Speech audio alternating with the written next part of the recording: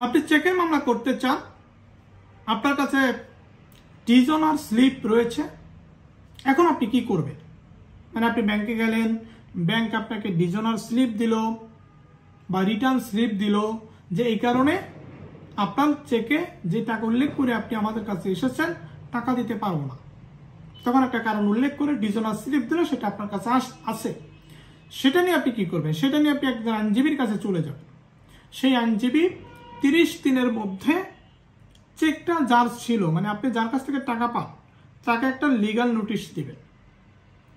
তাকে 30 দিনের মধ্যে লিগাল নোটিশ দিতে হবে। কোন তারিখ থেকে? যেদিন চেকটা ডিজনার হয়েছে। ডিজনার স্লিপে যে তারিখ উল্লেখ করা রয়েছে সেই তারিখ থেকে 30 দিনের মধ্যে একজন আইনজীবীর মাধ্যমে যার কাছ থেকে টাকা পান, মনে করেন যে এক ভদ্রলোক নাম হচ্ছে জব্বার, তার কাছ থেকে আপনি 2 লাখ টাকা পান।